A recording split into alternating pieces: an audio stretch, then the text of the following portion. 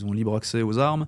Il y a malheureusement des fous qui rentrent dans les écoles et qui Ouais, ils ont l'habitude qui maintenant. vont faire un carnage. J'ai eu le ministère de l'Intérieur, mais pas que de France, hein. J'ai eu vraiment tous les États qui sont passés. Il y a même l'OTAN qui s'est arrêté sur le stand. Il y a des gens qui veulent faire des zones touristiques là où il y a eu des centaines de milliers de morts, dans un climat qui est quand même vraiment très changeant, de façon très rapide. Je pense qu'il y a encore beaucoup de gens qui n'en ont pas conscience. D'après nos calculs, ça va augmenter les chances de survie de 60 à 80%, ce qui est quand même pas négligeable. Et si la fin de la civilisation était un business? Au programme de cette émission, 3 grandes parties: l'économie de la fin de la civilisation, en 2, la défense et comment investir de manière éthique, et 3e et dernière partie, le monde en 2050 entre survivalisme et vivre ensemble. Je suis François Denis, le cheval de Troie de la finance, ingénieur de formation devenu conseiller en investissement par vocation, investisseur depuis 2009. Si vous êtes nouveau sur cette chaîne, bienvenue. Ici, on explore des idées audacieuses et des investissements alternatifs pour les esprits libres et les citoyens non conformistes. Et n'oubliez pas, investir, c'est voter avec son argent. C'est un réel combat politique qui se gagne par l'argent, le nerf de la guerre. Et aujourd'hui, je suis avec un invité expert en la matière, avec Cédric. Cédric, merci beaucoup d'être venu, d'avoir fait la route. Et je vais te demander de te présenter. Qui es-tu? Que fais-tu? Et quelle est ton histoire? Ok, donc je suis à la base une personne qui travaillait dans le secteur de la moto.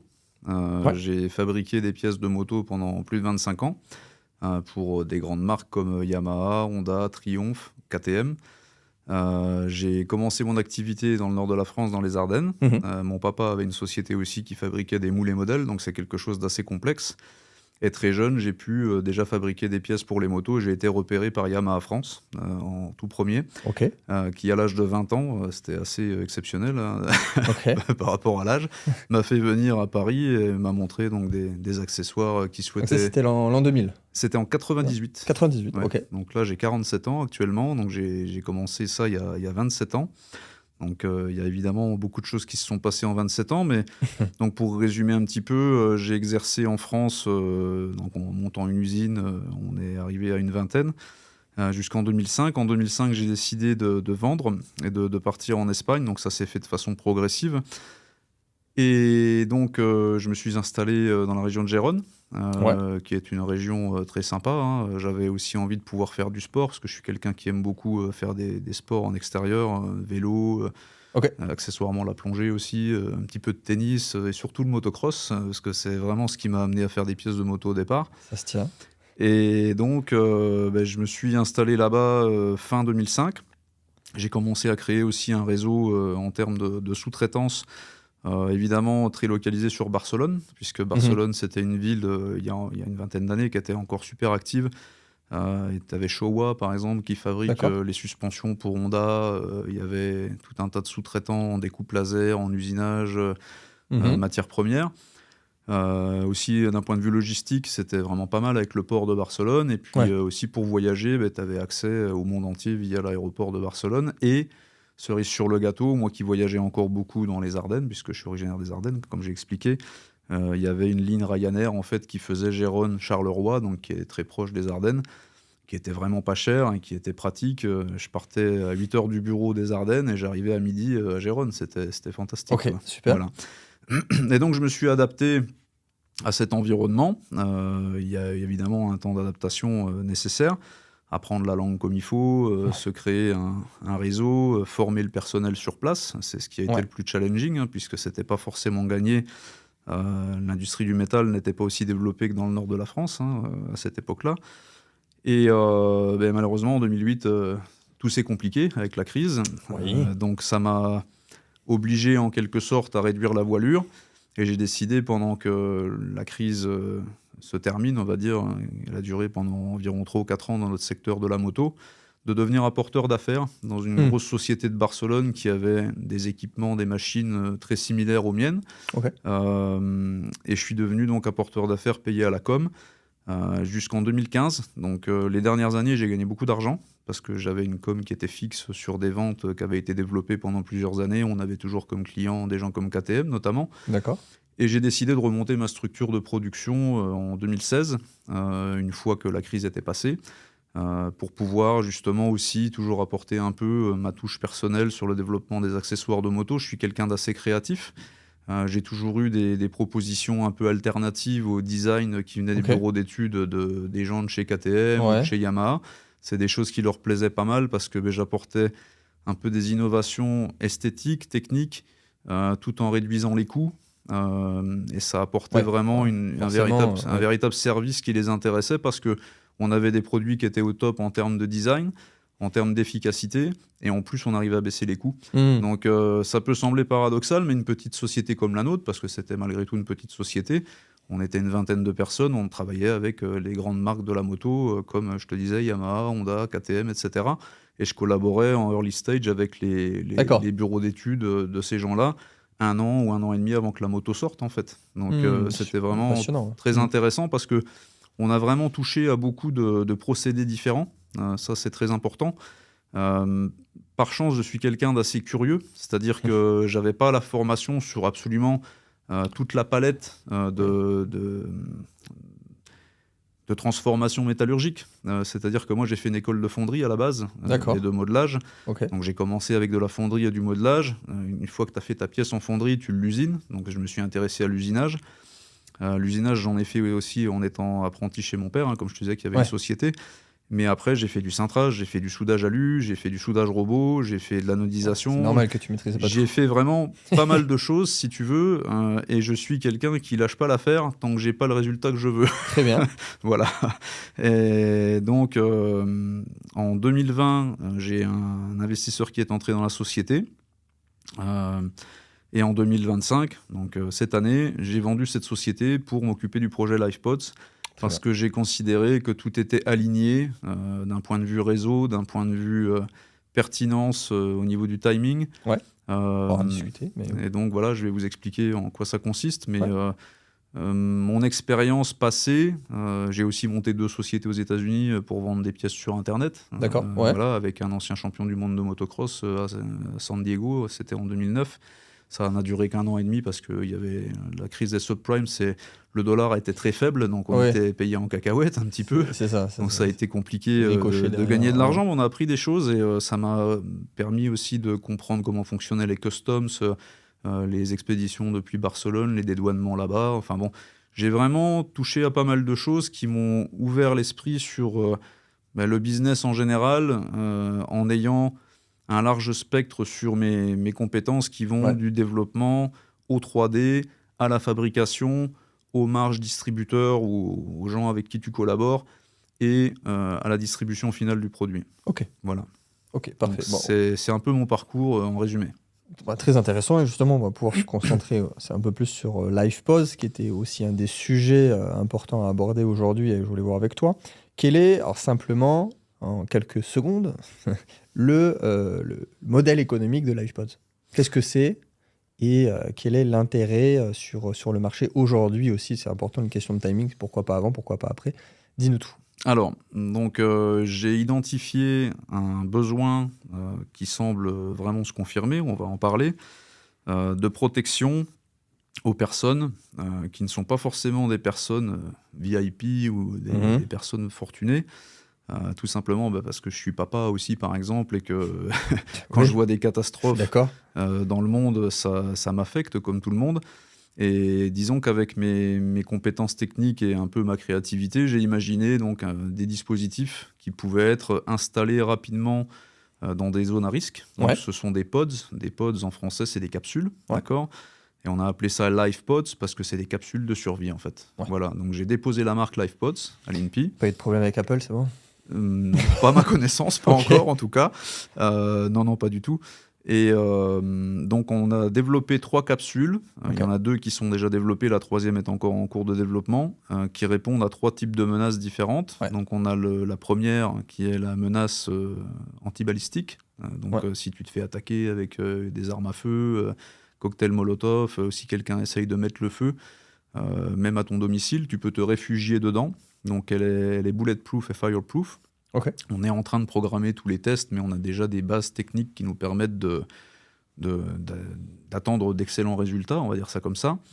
La 2e capsule, c'est une capsule flottante où tu peux te réfugier en cas de problèmes liés aux inondations, aux tsunamis, aux ouragans, par exemple. Ouais, donc là, c'est plus catastrophe naturelle. Voilà, comme ce qu'il y a eu en Jamaïque il n'y a pas très longtemps, et dans l'Asie du Sud-Est, il y a de plus en plus... Comme tous les ans, et comme ça devrait augmenter en volume au vu de réchauffement Exactement, c'est à climatique. cause du changement climatique. Bon, c'est pas moi qui le dis, il y a des scientifiques qui sont très spécialisés, qui expliquent que ça va pas aller en s'arrangeant. Dérèglement climatique. Exactement, ouais. Et donc je pense qu'on est en train d'entrer dans une ère de résilience, parce que vouloir baisser les émissions de CO2, c'est très bien, mais c'est déjà trop tard à mon sens. Je suis pas le seul aussi à le dire. Et donc voilà, on a imaginé cette solution de capsule flottante pour pouvoir tout simplement s'y réfugier en cas de submersion. C'est même arrivé en France, je pense à des zones de la Bretagne il y a quelques années où il y a malheureusement des gens qui sont morts avec des enfants parce qu'il y a eu tous les facteurs qui se sont réunis, que ce soit l'attraction lunaire, les vents, etc. Il y a des zones qui ont été vraiment durement touchées, même en France. Et donc la troisième, c'est celle qui concerne les tremblements de terre, puisqu'il y a quand même énormément de zones dans le monde. En France, on n'est pas trop affecté, où il y a des problèmes sismiques, avec malheureusement des infrastructures qui ne sont pas toujours bien préparées.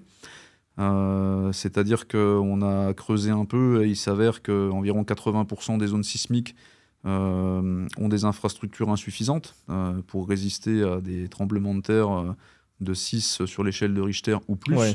Et là où c'est intéressant, c'est qu'en fait, on parle beaucoup de zones résidentielles secondaires, où ce sont des immeubles qui ne sont pas très hauts, contrairement aux centres-villes assez récents. Oui, tout à fait. Et ça rend possible en fait, l'implantation d'une capsule qui est démontable, qui est assez légère, mais qui est structurellement solide, où tu vas venir te réfugier si ça commence à trembler.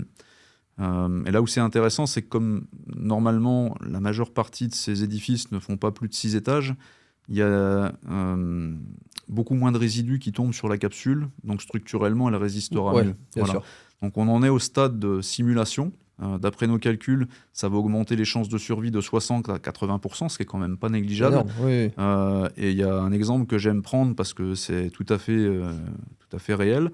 En 2025, au Japon, on apprend encore aux enfants à se cacher sous la table. Voilà. Donc, je pense qu'il est temps quand même d'apporter une réponse la table, un peu soft. Un peu plus perfectionnée, on va dire, sans tomber dans quelque chose d'ultra technologique. Mais voilà, ça me semblait être logique. Et donc, on a développé ces capsules. Il y a déjà des prototypes qui sont existants pour les 2 premières. Ok. Donc, en résumé, on peut appeler ça des bunkers personnels. Alors, c'est pas vraiment un bunker, on est un peu à la croisée des chemins, et c'est là où c'est très intéressant, c'est qu'on a vraiment identifié un produit qui n'existe pas, parce que... Oui, c'est là où je voulais t'emmener, c'est-à-dire que finalement, sur ce modèle-là, et ce que vous allez développer aussi, il n'y a pas de concurrence. Non. On va dire, sur les 3 capsules, il y a déjà une capsule qui est existante, qui a été développée par des Américains et qui est en test au Japon, mais c'est une capsule flottante de petite taille qui, en termes de conception, est vraiment différente de la nôtre. C'est-à-dire qu'elle est moins chère, mais elle est aussi, à mon sens, beaucoup moins performante, avec aussi beaucoup moins spacieuse, beaucoup moins confortable. Et d'ailleurs, ça n'a pas rencontré actuellement un franc succès parce qu'il y a aussi toute la partie industrialisation qui suit derrière. C'est-à-dire que parfois, avoir une idée, c'est bien, mais il faut aussi avoir les tenants et les aboutissants d'un point de vue industriel. Nous, on a un gros industriel qui collabore avec nous, avec qui on a signé un contrat préférentiel. C'est des gens qui facturent 40 millions d'euros, donc ils sont super bien équipés. On a pu faire des prototypes pour Millipol, notamment en moins de 2 mois. On a vraiment prouvé qu'il y avait une capacité de production qui était extrême. Donc, de ce point de vue-là, on va pouvoir scaler vraiment très facilement, en fait. Voilà. Et alors justement, là, tu fais le lien sur ma prochaine question. Tu étais au salon Millipol. Donc, pour ceux qui ne savent pas, c'est le salon de la défense et de la sécurité qui est tous les 2 ans, je crois, si je ne me trompe pas. Il me semble que c'est ça, avec en lien avec le ministre de l'Intérieur. Et donc ça reste un salon professionnel quand même, c'est pas accessible. Alors c'est le plus gros salon de la défense intérieure au monde. Voilà, moi ce que m'ont dit les organisateurs, c'est qu'il y avait une 60aine de pays. Oui, il y a beaucoup de volume, il y a beaucoup de monde, et il y a beaucoup de visites aussi, on va dire, étatiques. de politique. Ouais, tout à fait. Ben, c'est que des pros en fait. Ouais. C'est pas ouvert au Bah, public. quelle a été ton expérience? Comment Alors, ça ça a s'est passé été pour toi, juste sachant que tu avais improbable. exposé du coup les pods? Ça a été improbable parce que bon, alors déjà, T'es passé à la en, télé, t'es en passé... faisant un petit flashback, évidemment, on a commencé tout ça très tard. C'est-à-dire que la société a été créée fin juin. Oui, c'est cette année, oui. Voilà, donc ça s'est fait juste en quelques mois et c'est là où, encore une fois, on a prouvé en quelque sorte qu'on était très impactant sur la rapidité du développement et de la Oui. mise en production. Il fallait sortir le produit. On a sorti les 2 protos en fait, de la capsule antibalistique et de la flottante. Bon, la flottante, on en a fait une miniature parce que normalement, elle est assez grosse. Oui. On les a fait en 2 mois. Donc, et on est arrivé sur notre stand qui était tout petit parce que comme on a réservé ça, Ouais, c'est ce petit stand. on a réservé ça un peu à la dernière à fait. minute. Ils nous ont donné ce qui restait et on a eu une traction improbable. J'ai eu le ministère de l'Intérieur, mais pas que de France. J'ai eu vraiment tous les États qui sont passés. Il y a même l'OTAN qui s'est arrêté sur le stand. On a eu, je sais pas, environ 250 visites en 3 jours, mais des visites assez importantes pour la plupart. Voilà, et là, on a déjà des deals qui sont en train de se profiler. Là, j'ai signé ce matin l'Arabie Saoudite, par exemple. Ça apporte vraiment des réponses rapides à pas mal de problématiques, notamment la protection des civils. Voilà, donc on a par chance le soutien et on collabore avec un grand scientifique dans le secteur nucléaire qui nous donne accès au CEA. Ok. Et on va pouvoir travailler sur la version NRBC de la capsule, qui en fera une capsule qui sera potentiellement utilisable en cas de problème lié au nucléaire. Donc ça peut être un accident dans une centrale ou une attaque nucléaire. Oui, une attaque nucléaire. Voilà. Ouais. Ok, bah, très belle expérience en tout cas. Super. Pour cette première édition, peut-être qu'il y en aura d'autres. Alors, petite question... Je sais que certains vont me la poser, ou de manière générale, il y a toujours un aspect moral de l'investisseur. Et si je devais être l'avocat du diable, comment, de par ton point de vue et de ton analyse, comment voir ce business model d'un point de vue éthique, là où tu joues sur la peur et l'incertitude? Mon intention, c'est pas de jouer sur la peur. Je veux dire, il faut bien comprendre une chose, c'est que j'ai fait ça parce que j'ai vraiment senti que malheureusement, on entrait dans une phase qui devenait plus complexe que ce qu'on a pu connaître depuis l'après-guerre. Je ne suis pas le seul à le dire. Aujourd'hui, tu confirmes mes propos, mais voilà. C'est bien que ça vienne de ta bouche. Donc, malheureusement, je dirais, on entre dans une ère où il y a un dérèglement climatique. Il y a beaucoup de problèmes géopolitiques. On le voit avec ce qui se passe à Gaza, ce qui se passe en Ukraine. Les États-Unis, en ce moment, sont sur une tension très palpable en raison de différents politiques dans le pays. Et aussi, on voit ce qui se passe avec le Venezuela, notamment. Mais ça va très vite, ça va plus vite aussi. On entre dans une phase qui est vraiment changeante. Viennent se greffer à tout ça, tout ce qui est IA dans les robots, qui vont bouleverser aussi le marché du travail. À mon sens, ça va probablement créer aussi certaines tensions. Donc bon, on est dans un climat qui est quand même vraiment très changeant, de façon très rapide. Je pense qu'il y a encore beaucoup de gens qui n'en ont pas conscience. Et à mon avis, d'ici 3 ou 4 ans, on va vraiment vivre un changement qui va être profond. Et je dirais même les enfants qui étudient actuellement, qu'ils aient 15 ans ou qu'ils en aient 8. Moi, j'ai des enfants, comme je te disais, j'ai vraiment du mal, quand ils me demandent conseils sur leur avenir, à leur dire tu devrais faire tel ou tel métier parce que tout va être remis en question en fait. Oui, puis là c'est pas une question de 2-3 ans, c'est une question d'une génération. Donc, ils se font potentiellement, même ceux qui sont plus âgés, se forment sur des métiers qui potentiellement à la fin de la décennie n'existent plus. Et donc en analysant un peu tous ces datas, si tu veux, j'en suis venu à la conclusion que déjà techniquement parlant, il était possible d'apporter quelque chose de différent. Parce que un véhicule blindé, ça coûte minimum 250 000 €. Une panic room, c'est assez compliqué à installer. Il faut de un bunker aussi. Faut un jardin. Et voilà, exactement. Moi, le premier, j'avais pas forcément envie de faire un trou dans mon jardin pour faire un bunker, si tu veux. Tu vois, c'est un projet. Ça peut le devenir, mais disons que voilà, il y a plein de zones actuellement qui sont devenues des zones à risque. Notamment, un exemple concret, quand j'étais à Milipol, j'ai des gens des pays des Balkans qui sont venus me voir. Comme tu le sais, ils se préparent à un possible conflit avec la Russie. C'est des zones où ils n'ont pas forcément suffisamment de temps pour implanter des bunkers ou des solutions pour les civils de façon très étendue. Et ça a fortement interpellé ces pays parce qu'ils y ont vu une solution de déploiement rapide. En fait, le concept de LifePod, c'est ça, c'est que c'est des solutions de protection. Alors, il y a différents modèles pour différents types de menaces, comme je disais, mais d'un point de vue logistique, c'est quelque chose de fantastique parce que tout est transportable dans des camions, Oui. dans des trains et dans des conteneurs maritimes. Voilà, donc là, aujourd'hui, si j'ai une commande, C'est par important, exemple, ça, comme aux paramètre. États-Unis, elles ont été calculées en termes Ouais. d'espace avec cette contrainte, dès le départ. Parce que, comme je te disais, j'ai fait du shipping aux US à la fin des années 2000. Je sais exactement comment ça se passe. J'ai déjà des contacts dans la zone franche de Barcelone pour faire des envois de conteneurs maritimes. Ok. Et on a déjà intégré ce paramètre parce que ça va être un paramètre qui va être extrêmement important. Les LifePods en soi ne sont pas un produit qui sont destinés essentiellement à la France ou à l'Europe. Ça va couvrir une problématique mondiale. Oui, en plus, tu parlais tout à l'heure de robots / IA dans le travail, mais aussi dans le marché de la défense et de la sécurité. Il y Oui. en avait beaucoup à Millipol.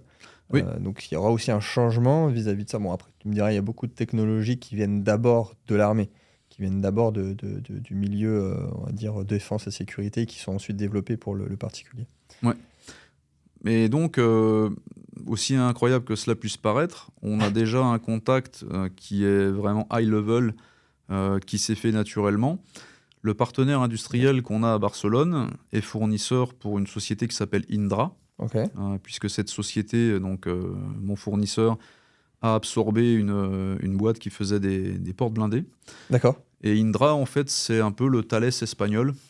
C'est une boîte qui facture 9 milliards d'euros, avec un catalogue mondial pour les États. Ils travaillent avec 143 États, Ok. où ils apportent différentes technologies. Et justement, ils ont eu vent du projet via la personne qui s'occupait des portes blindées au sein de chez Recam Laser, c'est notre sous-traitant. C'est une société qui facture 40 millions d'euros, Recam Laser, donc ils ont vraiment, comme je te disais, de la capacité. Et donc le programme manager de la délégation de Barcelone est venu à l'usine et je lui ai expliqué le projet. Il a visionné la vidéo. On a fait une vidéo mix entre de vraies images et de Avec l'IA un peu parce d'IA, qu'on était oui. encore peut en intégrer, pleine construction des prototypes.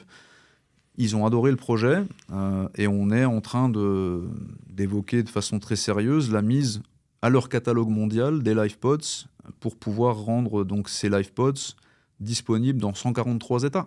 Donc c'est quand même conséquent. Et là où c'est très intéressant, c'est qu'eux, ils veulent intégrer leur tech dans les capsules. C'est-à-dire qu'ils ont des moyens de géolocalisation, ils ont des vidéos pour visualiser s'il y a toujours une menace extérieure. Oui. Ils ont vraiment tous les compléments que nous, on n'avait pas encore. Oui, Ça faisait partie de peut nos être intentions. évolutif ensuite Mais ils sur sont le arrivés produit. vraiment à point nommé, nous aussi, parce qu'ils ont de la demande, notamment de l'État espagnol. Étant donné que c'est la première société de défense en Espagne, ils sont en lien direct avec l'État et même avec l'Union européenne. Ils viennent d'avoir une subvention de 4 milliards d'euros. Ok. Voilà, donc c'est quand même énorme. D'ailleurs, ils nous ont dit qu'on aurait accès probablement à des subventions en direct parce qu'ils ont les bonnes personnes aux bons endroits, vu le volume de ces gens-là. Et ils nous ont dit que le projet matchait parfaitement avec leurs besoins parce qu'ils souhaitent améliorer leur image d'un point de vue civil, protection civile. Et il y a eu de véritables catastrophes avec les inondations en Espagne, notamment à Valence, où il y a malheureusement beaucoup de gens qui se sont noyés pendant les inondations parce que pendant des décennies, ils ont construit dans des zones où il ne fallait pas construire. Les politiciens sont sous pression parce qu'il y a évidemment des familles de victimes qui demandent des explications. Et l'État espagnol a demandé à Indra de trouver des solutions dans ces zones-là. Et justement, les LifePods les intéressent fortement pour ça parce que, notamment la version flottante, peut apporter dans les zones vraiment à risque imminent où tu n'as pas le temps de t'échapper, en fait, tu n'as pas le temps de monter dans ta voiture. Parce que c'est comme ça, en général, s'il y a une catastrophe qui arrive rapidement, les submersions, ça va très vite. Pas le temps de te retourner. Ça va demander une formation. Il va falloir que ça entre dans les mœurs un petit peu et puis qu'il y ait une formation qui soit donnée, un peu comme à l'image, je te disais, des Japonais qui apprennent aux enfants à se mettre sous la table, d'aller se mettre dans ces pods parce qu'ils sont structurellement très résistants. Ça peut être emmené dans un torrent, par exemple, et puis être, je dirais, entouré de débris, etc. Ça ne va pas se déformer, ça ne va pas prendre l'eau, et même si ça venait à prendre l'eau, c'est insubmersible. Il y a une double coque en alu avec de la mousse injectée. Enfin bon, c'est un peu technique, mais ça a été pensé pour être vraiment insubmersible et pratiquement indestructible. Donc, Indra, pour terminer là-dessus, est fortement intéressé. On est en égo pour l'instant, on en est au stade de la NDA, Ouais. mais ça peut clairement être un game changer dans l'ampleur du projet et de sa distribution dans les prochaines 24 mois, Ouais, parce j'imagine. que ils ont accès à 143 États, donc ça va juste être démentiel si ça se fait, et très sincèrement, c'est bien parti. Bon, après, pour tout ce qui est détails, on mettra un lien dans la description, évidemment, parce que là, il y a tellement de choses à dire d'un point de vue ingénierie, composantes et paramètres de tout ça, qu'on mettra ça dans la description pour ceux qui voudraient aller plus loin ou qui seraient intéressés même pour investir directement dans LivePod. Ça, c'est aussi l'idée de cet entretien. Pour intégrer notre accompagnement haut de gamme de conseils en investissement et rejoindre notre écosystème d'opportunités alternatives, vous trouverez un lien dans la description. Nous sélectionnons des opportunités solides, ancrées dans l'économie réelle et selon des critères exigeants. Innovation utile, éthique et durable, et de souveraineté, qu'elle soit économique, industrielle, monétaire, énergétique ou alimentaire. Rejoignez-nous dès maintenant et travaillons ensemble. J'ai pensé à un petit point là tout à l'heure, c'est que tu parles beaucoup finalement d'institutions pour l'instant vis-à-vis de LivePods ou même d'état d'institutions pour les citoyens et les civils. Est-ce qu'aujourd'hui, un monsieur et madame tout le monde, parce que comme tu disais que c'était pas non plus l'idée de la vision, c'était de pas que s'adresser à quelqu'un d'aisé, à quelqu'un qui avait des hauts revenus et qui pouvait se payer ce genre de choses. Est-ce que c'est pas encore réservé à une certaine partie de la population et qu'il y a une partie du peuple qui serait encore délaissée? Enfin, Alors, comment tu le vois dans les années qui viennent? évidemment, si tu vas au Bangladesh, ça va être compliqué ouais. de vendre des capsules Ouais. à des personnes qui n'ont pas un pouvoir d'achat équivalent à Ouais, une, parce qu'en à une plus, classe moyenne européenne, on va dire. paradoxalement, plus il y a aussi de catastrophes naturelles, c'est aussi les pays les plus pauvres. On est faut le tout à dire. fait d'accord. Donc, évidemment, il va y avoir des marchés cibles. Ouais. Ces marchés cibles, en premier lieu, vont être les pays qui vont pouvoir, d'un point de vue civil, se permettre l'achat des pods en parallèle des institutions. D'accord ? Donc, c'est là où c'est très intéressant, notamment avec Indra. Alors, encore une fois, on est encore en égo, mais ils nous laissent travailler avec des distributeurs, et eux, ce qui les intéresse, c'est de travailler avec les États. D'accord ? Donc, ça veut dire qu'on peut faire de la vente aux civils de notre côté, et eux, ils vont gérer la partie B2B, B2C. vente. Exactement. Et donc, il est évident que les pays cibles, ça va être le Japon, les États-Unis, la Turquie, l'Italie, des pays où il y a un vrai problème, que ce soit des problèmes géopolitiques, des problèmes de tremblements de terre, des problèmes d'inondations récurrentes. En Californie, il vaudrait mieux qu'ils se prennent quelques petits pods. La Californie est clairement un spot où il y a de gros besoins, que ce soit pour les risques de submersion liés aux tremblements de terre et aux tsunamis, ou proprement dit aux tremblements de terre, et même aux attaques à main armée. Il y a des régions comme ça dans le monde qui regroupent un peu toutes les problématiques. Je parlais de la Floride tout à l'heure, c'est un peu pareil. Et là, il y a du budget. Ils ont des ouragans, ils ont libre accès aux armes. Il y a malheureusement des fous qui rentrent dans les écoles et qui vont faire un carnage. Donc, il y a des pays comme ça où on sait qu'il va y avoir un intérêt qui va être plus marqué que d'autres. Pour en revenir à ta question sur donc, la possibilité et l'accès à certaines zones, nous, notre intention, c'est de travailler avec les ONG. C'est-à-dire qu'on aimerait attribuer une partie du bénéfice à aussi des ONG en leur proposant des deals préférentiels, si tu veux, où ils vont pouvoir équiper certaines zones à un tarif où nous, on ne va pas faire une très grosse marge. Voilà, parce que ce n'est pas juste une histoire de business, c'est vraiment une vision et une solution qu'on veut apporter.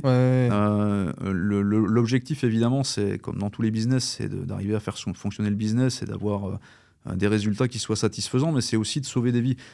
Moi, en ce qui me concerne, à partir du moment où je vais voir qu'il y a des gens qui commencent à arriver à sortir vivants de ces capsules de survie dans différentes configurations, le job sera fait, si tu veux. J'aurais vraiment l'impression. Une seule personne, j'imagine que déjà... Ça va être bien plus qu'une seule personne. En fait, ça va demander, encore une fois, de la formation, de l'information, mais on est vraiment sur la bonne voie parce que quand je vois à quelle vitesse ça a intéressé certaines institutions, je me dis qu'on est vraiment sur quelque chose qui peut faire très mal. Faire très mal sans se figurer. C'est-à-dire que l'OTAN s'est arrêté, par exemple, 15 minutes sur le stand. Ils m'ont posé tout un tas de questions. Ils ont été scotchés. Tu vois, et quand tu as une délégation de l'OTAN comme ça qui s'arrête, qui te pose des questions, ils sont bouche bée devant la vidéo, devant les capsules. Ils se sont demandé ce que c'était. Ouais. Voilà, donc je veux dire, il y a des signaux quand même qui sont très très forts. Et à mon sens, on est vraiment sur quelque chose qui a une forte portée. Oui, je pense que les problématiques sont autres. C'est plus une question aussi de commercialisation, c'est de scalabilité aussi pour le business. Alors moi, j'aime fonctionner par étapes, si tu veux. J'ai cette vision, effectivement, de pouvoir fabriquer en très grande série. Je vais t'expliquer comment j'envisage de le faire si ça devient un système qui est utilisé dans le monde entier. Mais j'aime, du volume, hein. Il peut y avoir du volume, c'est clair, mais j'aime vraiment me focaliser sur les problématiques au moment opportun. Et là, actuellement, on est vraiment sur la phase développement et test. Donc là, on va entrer en phase de test. Les développements ont déjà été très satisfaisants en l'espace de seulement 6 mois. Ouais. On a déjà quelque chose qui, pardon l'expression, mais qui a vraiment de la gueule. Quand les gens ont vu les capsules, ils ont été je confirme. très interpellés. Encore une fois, et les infos dans la description. Et donc, évidemment, il va y avoir une progression en termes de production qui va être évolutive. Donc, on a déjà un excellent fournisseur, encore une fois, qui facture 40 millions et qui peut déjà fabriquer vraiment beaucoup de produits, beaucoup de capsules dans les 2 ans à venir. Mais mon intention, en fait, et je pense que c'est assez logique, c'est de trouver aussi des partenaires industriels comme ça sur tous les continents. C'est-à-dire qu'à partir du moment où on aura vendu des capsules pendant 1 an, 2 ans aux États-Unis et qu'on va voir qu'il y a vraiment une demande, on va arrêter de les expédier de l'Espagne. Oui. Pour l'instant, c'est le port de Barcelone. Ça me semble logique. Et on va trouver des industriels qu'on souhaite franchiser en quelque sorte. On va aller les voir, on va leur dire voilà, vous allez avoir un business de 5 millions de dollars annuels en fabriquant du LivePods. On vous donne une exclusivité de fabrication pendant plusieurs années. Vous nous signez un chèque pour devenir le fournisseur exclusif. Alors après, évidemment, on verra en fonction de la demande et en fonction des projections. Dans les petits papiers, ça. Exactement. Mais c'est un modèle qui me semble tout à fait pertinent parce qu'on va économiser tout le shipping. Ah oui, tu t'adaptes sur les customs, donc les douanes, notamment aux États-Unis. Tout le monde sait ce qui se passe en ce moment. Ils ont mis 25% de frais de douane. Ouais. Je pense qu'il est tout à fait pertinent de consolider une équipe d'auditeurs techniques au sein de Momentum qui vont voyager, qui vont aller auditer des industriels avec un cahier des charges où on va faire du contrôle sur la traçabilité de la matière première, sur les procédés de fabrication, la qualité du fil de soudage. Bon, il y a plein de choses qui sont très importantes. Obligatoire. Et là-dessus, on a une vraie analyse, si tu veux. On a un vrai savoir. Donc, à mon sens, on va pouvoir vraiment augmenter le potentiel de production en utilisant des fournisseurs qu'on auditera, comme je te disais, avec certains critères qui sont quel type de machine ils ont, quel type de logiciel ils utilisent dans leur bureau d'études. Par chance, j'ai vraiment un gros vécu industriel là-dessus et je vais pouvoir donner, je dirais, comment on dit en espagnol, el vista buena ou pas, c'est-à-dire donner mon aval ou pas sur tel ou tel fournisseur. Voilà. Ça fait partie, je dirais, des plans à moyen terme pour pouvoir augmenter la capacité de production. Bonne réponse. Merci. On le souhaite à LivePods. Si tu étais président de la République, quelle serait ta première mesure? Alors là, ça c'est une bonne question. Je la pose à tous mes invités. Si j'étais président de la République, alors je me suis jamais posé cette question. Cédric 2027. Non, j'aspire à d'autres choses. Alors pour l'exercice de style. Alors il va y avoir un blanc parce que je suis quelqu'un qui est plutôt dans la réflexion avant de répondre. Je pense que ma réponse s'orienterait beaucoup sur le monde du travail, sur le marché du travail. Je suis quelqu'un de très pragmatique de ce point de vue-là. Je pense qu'il y a quelque chose qui manque aujourd'hui en France et pas que. C'est la formation professionnelle au sein des entreprises. Donc, rétropédale 30 ans en arrière, on prend les apprentissages. Ça existe toujours, mais c'est malheureusement de moins en moins répandu. Et à mon sens, apprendre sur le terrain, c'est mieux que les grandes écoles. En tout cas, c'est mon point de vue en tant qu'industriel. Parce que aujourd'hui, on voit énormément de jeunes qui sortent de grandes écoles qui ont bien du mal à trouver un travail. Avec l'IA, ça va encore plus se compliquer. Alors que les gens qui savent vraiment produire quelque chose avec leurs mains ont encore des débouchés. Je Tout à pense fait. qu'aujourd'hui, de mon point de vue, c'est un peu ce qui fait défaut en France. Non, pas qu'en France, hein, mais on a vraiment perdu, et ça je le vois clairement dans l'industrie d'aujourd'hui, le savoir-faire qui était là avant, euh, et c'est C'est un sûr, vrai problème. Et je pense que c'est la base d'un équilibre pour un État, je suis d'accord. quand tu as des gens qui sont en capacité technique et intellectuelle de créer, de maintenir un emploi, de maintenir un certain niveau. Hmm. Et aujourd'hui, en Europe, notamment en France, on a vraiment perdu notre compétitivité. Et si j'étais président, je travaillerais en premier cet aspect-là. Non, mais après, c'est les conséquences, c'est-à-dire de plusieurs décennies politico-économiques de mettre en avant le tertiaire, quitte à mettre le primaire et le secondaire de côté et d'avoir cette logique. Il n'y a pas que ça. Je veux dire, c'est un problème complexe en France parce que il y a beaucoup de syndicats et c'est justifié dans la majeure partie des cas, je ne dis pas le contraire. Mais je pense qu'il est important de regarder autour de soi. Ouais. Si tu prends par exemple la Oui, c'est Chine ça. il y a 25 ans, bah, ils travaillaient 70-80 heures par semaine. Bah, tout à fait. Et nous, on faisait déjà 35 heures. Oui. Évidemment, c'est pas ce qu'il faut faire. Je sais pas, je suis pas en train de dire que c'est ce qu'il faut faire, mais il faut Alors, trouver. président de la République, 80 heures pour tout le monde. Non, Merci, il faut Cédric. trouver un juste milieu. C'est-à-dire que, évidemment, Et- quand tu as des bien Chinois sûr. qui travaillent pour 300 € par mois, et qui font plus d'heures et qui en plus sont devenus bons, parce que pendant Oui, oui. des années, ils ont bossé sous contrat avec des Européens, avec des Japonais, avec des Américains, qui leur ont transféré toute la technologie. Voilà, bah, avec un petit peu d'espionnage technologique, et on est En bon. plus, et un peu par paresse quelque part, on a souhaité faire tout en Asie parce que t'achetais à 2 $ et tu vendais à 10 €. Ouais. Tu gagnais beaucoup d'argent sans rien faire. Et pendant ce temps-là, eux, ils trimaient. Sauf qu'ils ont appris à bosser. Voilà. Et aujourd'hui, tu vas en Chine, Bien sûr, faut ils ont comparer, 15 ans d'avance faut sur nous. comparer. Voilà. Donc, je veux dire, il y a eu quelque part un peu un retour de bâton Ouais, c'est ça. sur la politique économique qui a été menée et qui a été en quelque sorte un peu trop facile. Voilà. Oui, Et aujourd'hui, on le voit clairement, c'est ce que je te disais.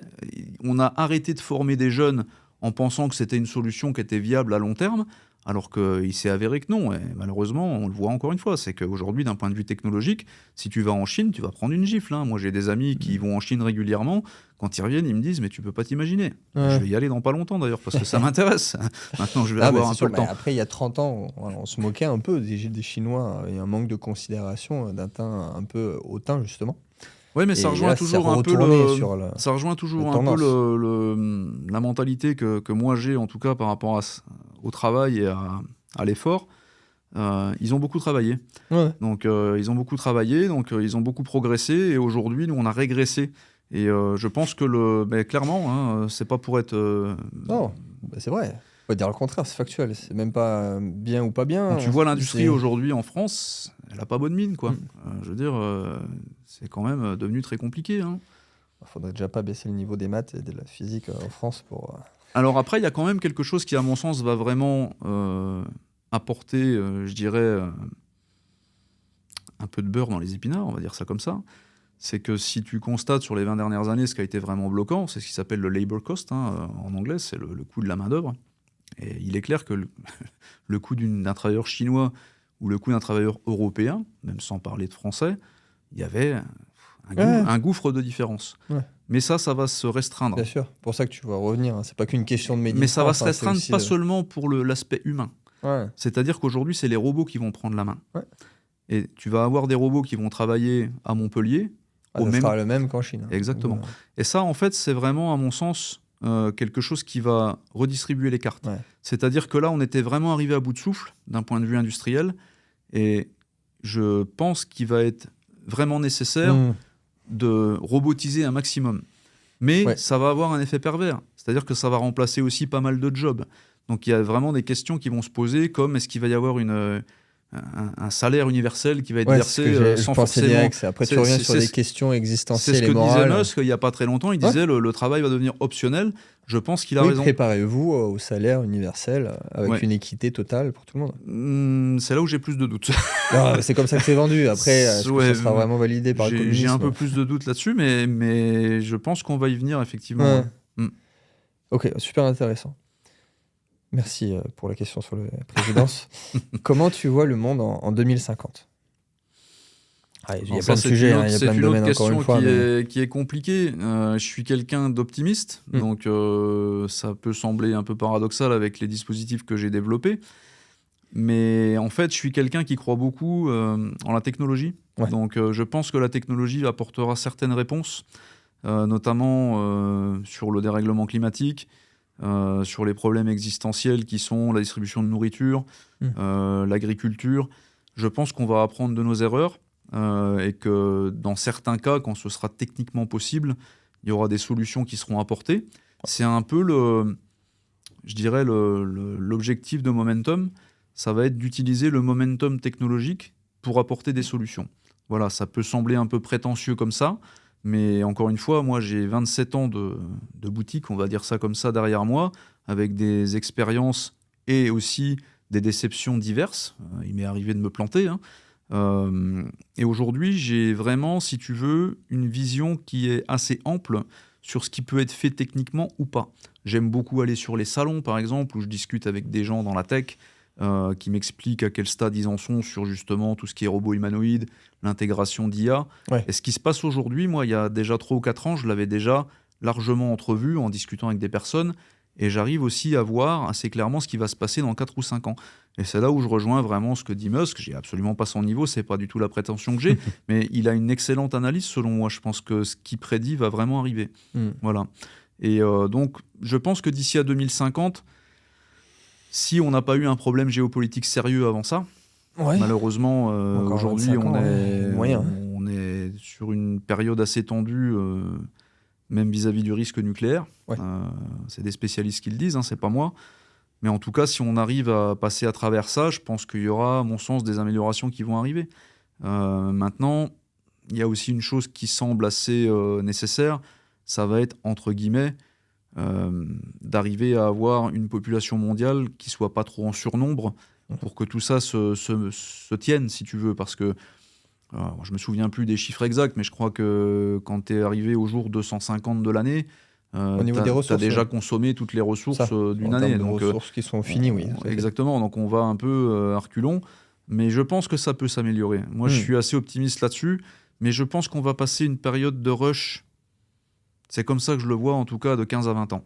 Le temps, justement, que... Temps d'adaptation. Ouais. On va tirer sur Ouais. l'élastique. Ouais. Moi, je vois ça comme Ça ça. a engendré des conflits sur plein de niveaux, mais s'il y a les solutions, notamment grâce à la techno, après, il y aura un nouveau cycle, effectivement, qui se mettra en place. On l'espère tous, mais Oui, ça me semble réaliste. Ça me semble À moins réaliste. d'être très nihiliste, je ne vois pas comment tu voudrais absolument de Après, pas c'est vrai croire que là-dedans. quand tu regardes le monde d'aujourd'hui, tu te dis il y a quand même certaines choses qui choquent. Moi, personnellement, quand je vois ce qui se passe à Gaza, je ne veux pas faire de politique, hein, Ah mais, non, mais je considère quelqu'un qui que me dit le des contraire. enfants de 4 ans, qui soient gazaouis ou qui soient Mais c'est ça. d'un autre pays, Quel n'ont que rien soit à le voir pays. avec le conflit, si tu veux. Ouais. Et je trouve qu'aujourd'hui, il y a quand même un manque d'humanité dans certains conflits, parce que il y a des choses qui sont vraiment aberrantes et qu'on laisse faire. Et c'est là où vraiment je me pose des questions sur l'avenir quand je vois des choses comme ça. Et ça me rend malheureux et pessimiste, Oui. en quelque sorte. Et surtout, ça me met le doute sur l'être humain. C'est-à-dire que on se rend compte qu'il y a des gens qui veulent faire des zones touristiques là où il y a eu des centaines de milliers de morts qui se sont fait bombarder pendant des années. Hein. Bon, voilà, je ne fais pas un dessin, mais moi, ça me choque d'entendre des choses comme ça. Non, je suis totalement d'accord Voilà. avec toi. Donc voilà, bon, je pense qu'il faut être optimiste pour la partie tech et ce que ça peut apporter comme bien-être. D'un autre côté, il y a certains côtés des humains, notamment ceux qui nous dirigent, parce que bien souvent, c'est pas le peuple qui souhaite les conflits, c'est bien souvent, Souvent, décidé par... souvent ceux qui ne vont pas au conflit qui décident. Exactement. Tout à fait. Et ça, je t'avoue que c'est l'aspect qui fait un peu peur aujourd'hui. C'est vrai que, encore une fois, quand on est parent comme moi, on se dit, oula, il y a quand même... Alors, moi, je consulte beaucoup l'IA, parce que j'ai découvert cet outil il y a maintenant environ 1 an et demi. Vous pouvez faire le test, hein, quand vous allez sur ChatGPT, vous lui demandez « Que me conseilles-tu en termes de, comment dire, de conseils et de formation pour mes enfants ?» Et là, la réponse va probablement te surprendre, en tout cas si elle vous donne la même, mais je pense que ce sera la même. Elle ne te parle pas d'éducation Non, d'instruction, scolaire, elle te parle de... elle te parle de survivalisme. Ouais. clairement. Donc, de savoir-faire. Ah bah, elle te Ouais. dit, apprends à tes enfants à se débrouiller, à jardiner, C'est à ça. combattre carrément. Être autosuffisant. Voilà. Bien sûr. Et bon, tout ça, c'est sorti par des datas. Hein. Donc, elle fait un peu un cumul de toutes les datas et les tendances. Et bon, bah, clairement, la tendance, c'est ce que je te C'est la disais. fameuse elle est- question de la souveraineté individuelle qui est de plus en plus abordée, Ouais. traitée par les institutionnels et même à l'échelle de l'individu. C'est un sujet qui revient, qui n'était pas du tout le cas avant le Covid, par exemple. Donc voilà, on va être dans un dôme de tension. C'est comme ça que je visualise un peu la chose. Ouais. Et pendant cette période qui va être compliquée, sans vouloir être pessimiste, moi j'avais envie d'apporter quelque chose de concret, des solutions où les gens peuvent avoir un espoir. De toute façon, ton business model s'explique par le fait que tu sois optimiste. Sinon, Oui, en fait c'est simple. Hein. Tu sais, je te dis, quand la guerre en Ukraine a commencé, Ouais. j'avais déjà visualisé la capsule flottante. Je me suis dit, bon, il se passe quoi si demain, il y a un 7 octobre dans mon village et Ouais. qu'il y a des assaillants qui arrivent. Clairement, je veux dire, tu te mets dans une capsule qui est inviolable, ils vont aller voir ailleurs. Tu vois, je veux dire, une attaque, normalement, c'est assez bref. Hein. Ça ne dure pas non plus pendant des heures et des heures, normalement. oui, En général, tu as des tu vas avoir secours une qui arrivent. contre-attaque, c'est ça. Voilà. Si tu prends les 10 dernières attaques, que ce soit le Bataclan ou toutes les attaques comme ça soudaines qui ont eu lieu, quelques en minutes. l'espace de quelques heures, c'est réglé Ouais. normalement. Enfin, c'est réglé. C'est terrible, mais je veux dire, il n'y a pas vraiment de continuité, si tu veux. Ouais. Voilà. Et évidemment, quand tu fais l'objet d'une attaque comme ça, si tu as un refuge qui te rend inaccessible, bon, ben, ils vont aller chercher ailleurs. Tu vois ce que je veux dire? Et c'est là où tu apportes vraiment une solution. Donc oui, je pense qu'il est probable que ça devienne un projet souverain, clairement. Et c'est pour ça que je l'ai fait en France. Ça fait plus de 20 ans que je suis résident en Espagne. Moi, je suis pas loin de la frontière. Et je pense que j'ai eu la bonne intuition de l'ouvrir en France parce que j'avais bien senti qu'il y avait un vrai besoin en France de choses, on va dire, un peu différentes et qui apportent des solutions. On a un président de la République, justement, qui est en ce moment très tendu sur le sujet, on va dire ça comme ça. Ouais. Il y a des budgets qui se sont débloqués pour justement évoluer, on va dire, plus sereinement dans l'avenir sur toute la partie protection. Ouais. Et voilà, j'ai pressenti que c'était le bon moment et ça s'est, je vais pas dire confirmé parce que j'ai pas encore de confirmation, mais disons que ça a été très bien reçu. Ouais. On va dire ça comme ça. D'un point de vue timing, je crois que tu as dû ouvrir la boîte juste après qu'il ait annoncé augmenter le budget de la défense, Macron. Je crois De que toute c'était façon, le deuxième trimestre où il avait dit.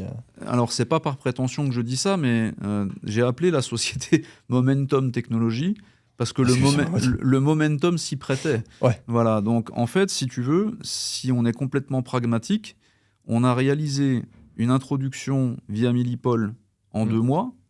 On a l'attraction de la plus grosse société de la défense en Espagne, qui fait partie des 10 plus grosses sociétés défense Europe.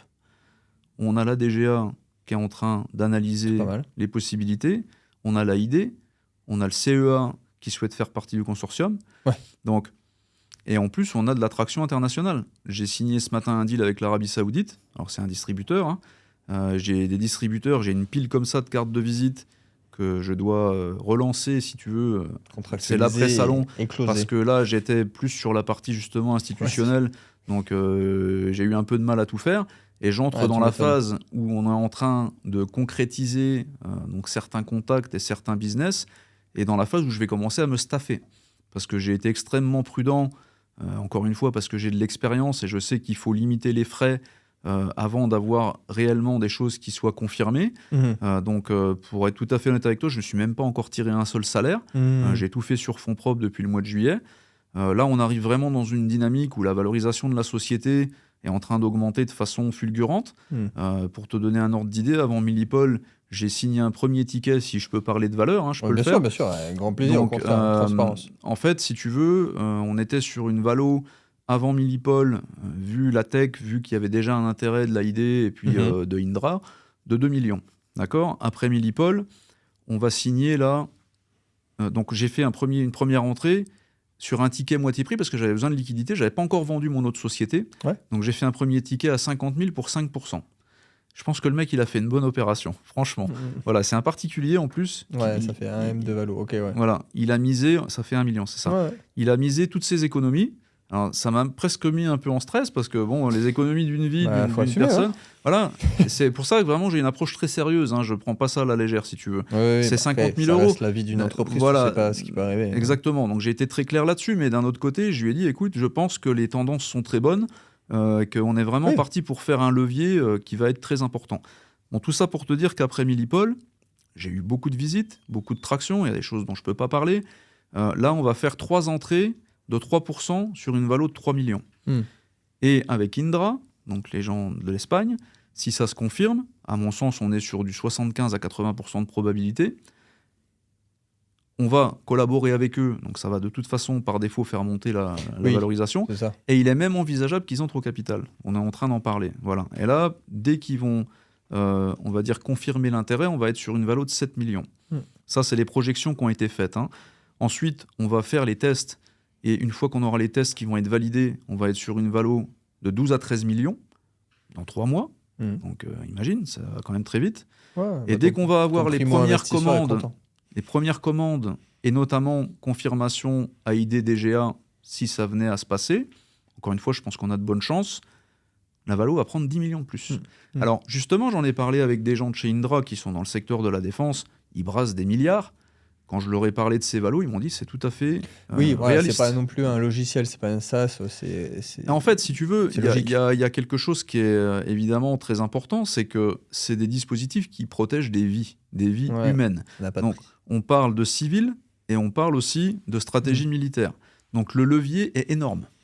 Par rapport à d'autres sociétés, on est x10 parce qu'on protège la vie. L'intention, c'est ça. Tu vois. Donc, on est vraiment sur un projet qui est atypique. On est... Alors, ça me fait un peu rire parce que je découvre un peu le langage tech, parce que j'étais pas trop habitué. On est dans l'océan bleu, si l'océan bleu, c'est ça. Marketing, voilà, parce que tu es tout seul.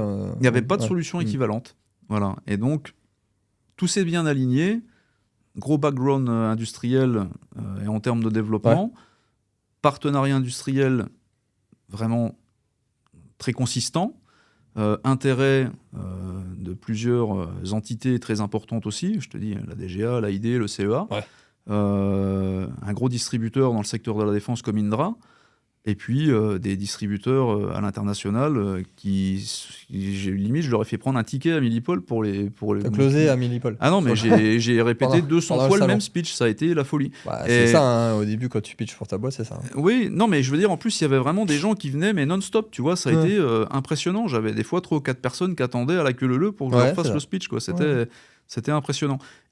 Et alors, cerise sur le gâteau, je vois un mec qui passe avec son micro, comme ça, il tournait, puis moi j'étais avec des gens, tu vois, j'avais pas trop calculé au début, et c'était le reporter de chez TF1. Oui, effectivement. On peut voir le replay, on essaiera de partager le lien d'ailleurs. Et donc il m'a dit, ça fait des heures que je tourne sur le salon, j'ai rien vu de fantastique. Oui, parce qu'en plus, je crois qu'il y a eu que 3 porteurs de projets qui sont passés sur l'émission. Ouais. Donc, sur tout le salon Millipol. Et il m'a dit, expliquez-moi, donc je lui ai expliqué, et il m'a dit, vous êtes le seul à qui je peux garantir que ça passera demain matin sur la matinale, parce que je trouve ça extraordinaire.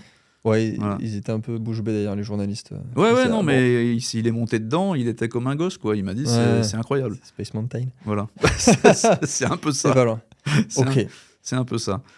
Merci infiniment, Cédric. Avec grand plaisir. À la fin de cette très belle émission, je te remercie pour toutes ces informations partagées. Est-ce que tu veux rajouter quelque chose pour conclure ? Alors, je rappelle très rapidement, pour ceux qui voudraient participer à l'aventure avant que la valorisation explose, vous avez les informations dans la description. Alors, je pense qu'effectivement, on est encore dans un timing favorable pour les investisseurs.